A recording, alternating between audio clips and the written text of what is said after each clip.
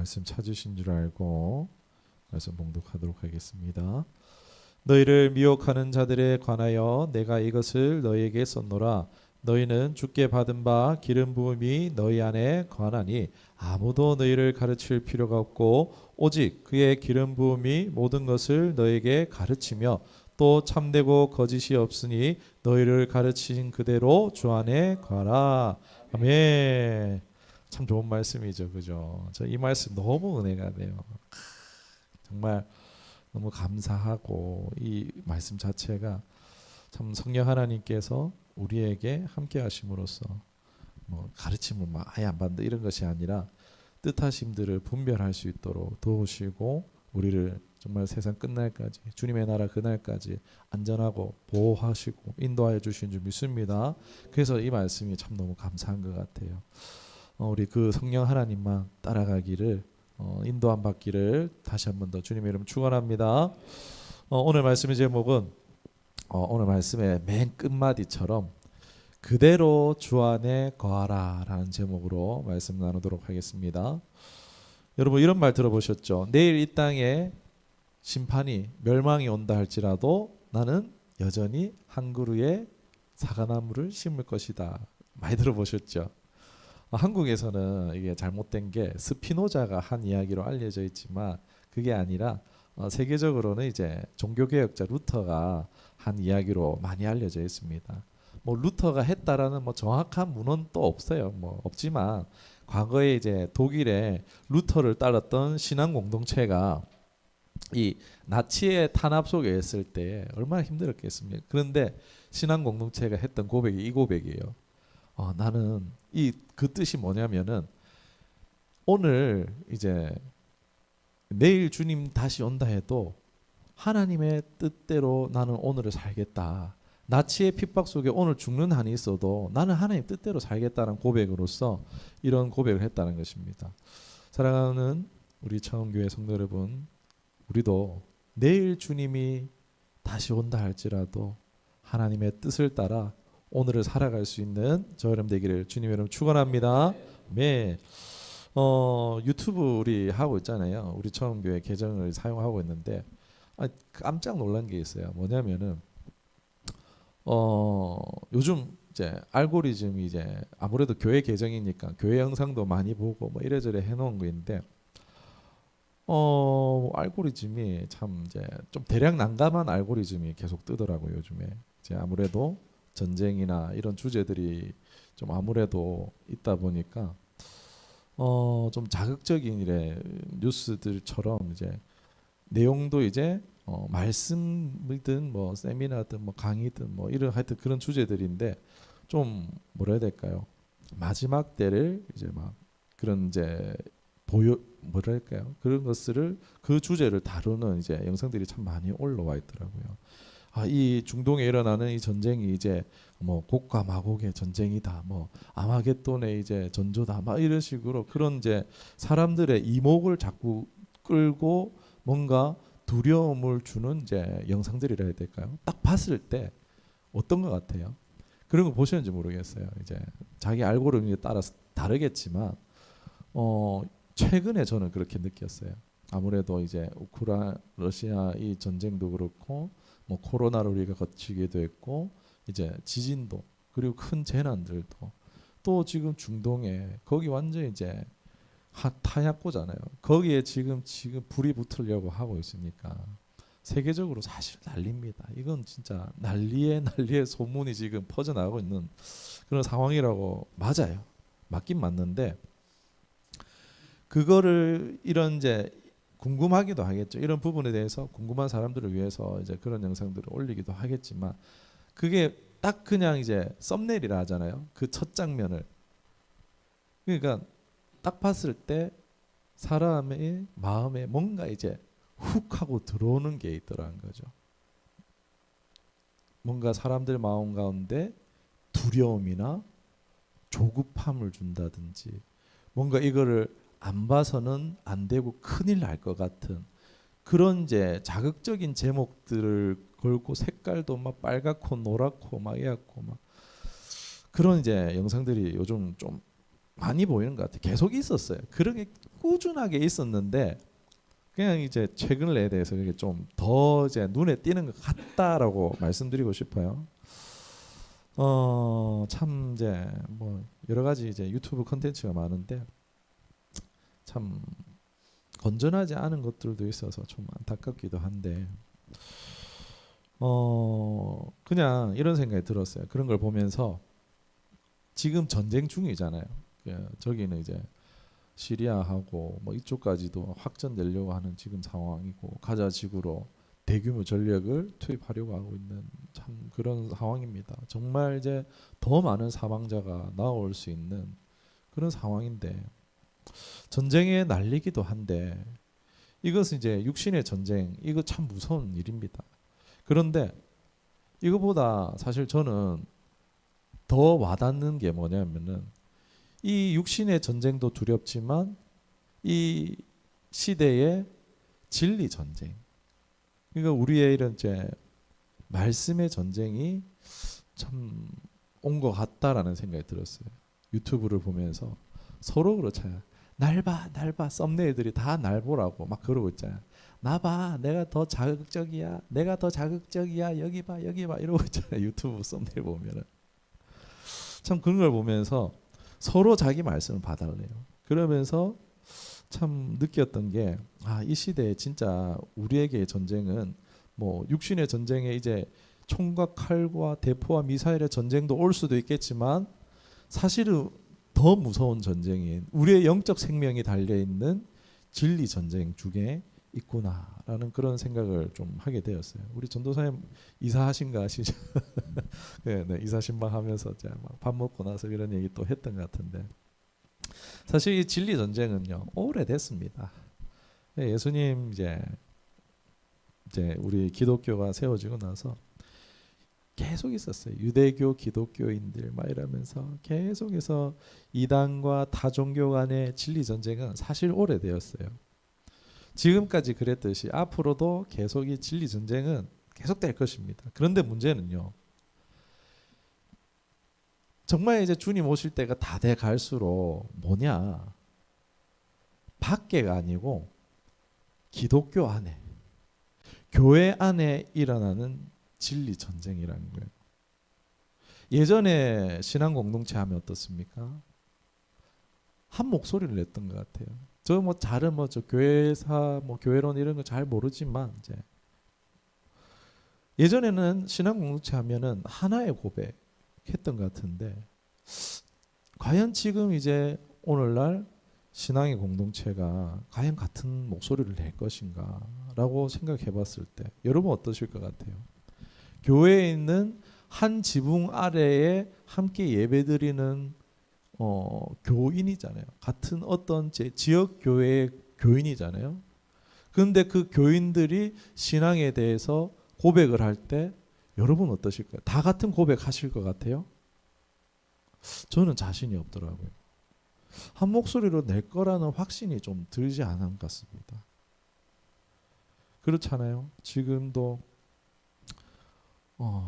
교회 안에서 뭐 이쪽 교단 뭐 어느 목회자 막 이러면서 나뉘고 그걸로 싸우고 이런 일들이 얼마나 많이 있습니까? 여러분 한 교회를 다니지만 다른 신앙 고백을 한다면 그 교회, 그 공동체는 한 공동체라고 말할 수 있겠습니까? 그럴 수 있을까요? 우리는 이미 교회라는 한 지붕 안에서 신앙생활을 하고 있어요. 그런데 너와 내가 다른 신앙 고백을 하는 시대에 이미 우리가 살고 있지 않는가 그 생각이 들었습니다. 신앙의 수준이 다른 게 아니라 그러니까 신앙 수준이 다른 건 떠나서 신앙의 방향성이 좀 너무 이제 같은 신앙권 아닌데도 너무 다르게 가고 있는 것을 보는 것 같아요. 저는 이게 인터넷 영향인 것 같아요. 인터넷이 이제 우리의 가장 은밀한 곳까지 치고 들어오잖아요. 가정, 부모와 자식과 부부의 사이까지도 이 미디어가 치고 들어왔잖아요. 그러다 보니까 다른 메시지를 계속 들으면 들을수록 어떻게 되겠어요? 교적은 같은 교회를 등록했지만 아빠 따로 엄마 따로 자식 따로 다 다 다른 주장을 할 수 있겠다. 다 다른 신앙 고백을 할 수 있겠다. 참 그런 걸 보면서 뭐라 해야 될까? 염려된다 해야 될까요? 두렵다 해야 될까요? 많이 혼란스러운 시대에 온 것 같다라는 생각이 들었습니다. 저도 신학교 당시에 이런 일이 많았어요. 신학생들끼리 막 서로 다른 주장하고 서로 막 비방하고 비판하고 막 그런 이제 무시하고 막 사귀지 말도 안 하고 인사도 안 하고 막 신학생들끼리 막 막말하고 그런 일들이 있었어요. 우리 전도사님은 너무 잘 아시죠? 네. 한 클래스 안에서도 그런 일이 일어나는데 이런 일이 이제 교회마다 뿐만이 아니고 교인들마다 다른 것은 참 어떻게 우리가 좀 생각해봐야 될 문제가 아닌가 싶어요. 누가 누구를 뭐 지목하지는 않겠습니다. 뭐 어떤 이제 뭐 그러진 않을게요. 괜히 또 마음 상할 수 있으니까 뭐 누가 어떻고 이런 얘기는 하지 않을게요. 그냥 오늘 말씀드리고자 하는 요점을 말씀드릴게요. 마지막 제가 이 말 자체를 안 좋아하는데 주님 오실 때가 가까울수록 사실 더 혼란스러워지는데 우리가 어떻게 해야 되느냐? 결론만 먼저 말씀드릴게요. 오늘 말씀 제목이 뭐였죠? 그대로 주 안에 거하라. 성령 안에 있으라라는 말씀이죠. 그러니까 세상 사람들 누가 뭐라고 하고 막 분위기 몰아가고 끌어가고 막 말세지말이니 뭐 지금 뭐 짐승의 표니 뭐 저 사람 뽑아주면 안 되니 막 이런 말들이 많이 난무하고 있지만 우리는 성령 안에 거하시기를 성령의 뜻 안에 날마다 동행하며 순종하는 저와 여러분의 삶이 되기를 주님을 축원합니다. 네. 여러분 이제 두 가지만 말씀드리고 기도하도록 할게요. 오늘날 우리 마지막 시대라고 하잖아요. 막 말세지말이다. 11시 59분이다. 막 이런 이야기 하잖아요. 세상 사람들도 그 말을 하는 것 같아요. 그런데 질문 하나 드릴게요. 이 마지막 시대다라는 말이 그러면 언제부터예요? 그 마지막 시대가 그러면 처음 시대가 있고 마지막 시대가 있으면 중간 시대도 있고 한데 언제가 그 마지막 시대입니까? 언제가 마지막 시대예요? 19세기, 20세기? 누가 정해놨어요 그걸? 이건요 세대주의자들이 많았어요. 이거는 이게 시대를 이제 예수님 이제 뭐 이거 설명 길어지니까 안 할게요. 아무튼간에 종말론자들이 만들었어요. 그러니까 근데 성경적으로 마지막 시대는요. 쉽게 가겠습니다. 예수님 이제 승천하시고 그때부터 다 마지막 시대입니다. 여러분. 끝이 재림이죠. 예수님 다시 오는 게 끝이잖아요. 그 끝 전에 있는 시대가 무슨 시대예요? 마지막 시대예요. 그게. 그러니까 예수님이 승천하시고 다시 오기 그 사이 모든 시간이 마지막 시대인 줄 믿습니다. 그러니까 여러분 막 이제 막 또 시대가 막 상황이 더 급박해지면 뭐 사람들이 막 더 이단들 다 티 나와갖고 막 야 우리를 따르라 믿으라 이러면서 막 나와가지고 안 그러면 너희 지옥 간다 이러면서 티 나와도 어떻게 합니까? 쟤들 왜 저래? 예수님 승천하시고 그때부터 마지막 시대인데 뭘 유별스럽게 저렇게 이러시면 돼요. 늘 마지막 시대였어요. 예수님 승천하시고 재림하의 그 사이 늘 마지막 시대였어요. 이건 성경에 기록되어져 있어요. 제가 성경을 덮어버렸는데 18절로 올라가 볼게요. 요한 1서 2장 18절 보겠습니다. 시작. 아이들아 지금은 언제요? 마지막 때라. 적그리스도가 오리라 한 말을 너희가 들은 것 같이 지금도 많은 적그리스도가 일어났으니 그러므로 우리가 언제요? 마지막 때인 줄 아노라. 이때가 언제예요? 60년에서 90년 어느 지점이겠죠. 이때 벌써 마지막 때래요, 여러분. 이미 제자 요한이 마지막 때라고 기록하고 있어요. 이때도 마지막 때였고, 그 100년도, 200년도, 500년도, 1500년도, 2000년도 다 마지막 때인 거예요. 주님 오시면 이제 끝장 나는 거고요. 끝이 나는 거고요. 예, 여러분 이 마지막 때다. 뭐 이런 이제 말세지말이다. 이런 말은요. 좀 느낌이 어떻죠? 부정적이에요. 우리에게 막 깝깝하고 두려운 이제 어떻게 보면은 그런 감정들을 심겨주는데 사실 어떻습니까? 정확한 말은 주님 다시 오시는 날이죠. 우리의 구원자, 우리의 진정한 친구, 우리의 참 사랑 되시는 예수님께서 그토록 우리가 울며 오매불망 그리워했던 예수님을 만나는 날이잖아요. 군대 갔던 아들이 부모님 보고 싶어서 그 휴가 날, 제대의 날 기다리고 그래갖고 만나갖고 막 끌어안고 절하고 막 이런 것처럼 그렇게 만나는 날이 우리 주님 만나는 날인 줄 믿습니다. 그런데 마지막 때다, 말세지말이다 이런 건요. 이런 예수님을 다시 만나는 기쁨의 긍정적 요소는 담아내지 못하고 있어요.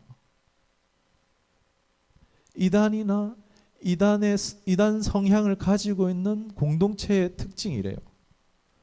말세, 뭐 마지막 때 이런 단어를 자꾸 써요. 사람들에게. 그 용어를 너무 즐겼어요.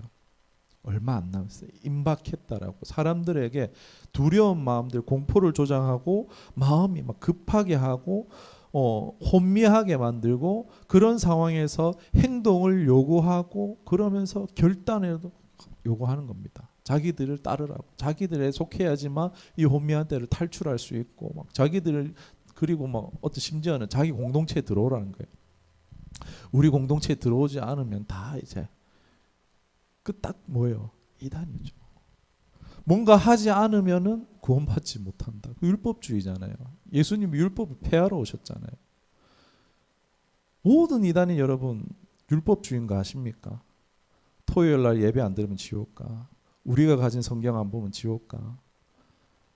우리 뭐예요? 예수 그리스도를 믿음으로 구원받는 줄 믿습니다. 성령으로 인침받은 그 사람은요, 구원의 날까지 하나님의 인치심으로 말미암아 그 날에 하나님 나라 들어가기까지 보호하심을 받고 영원한 그 나라에 들어가게 되는 줄 믿습니다.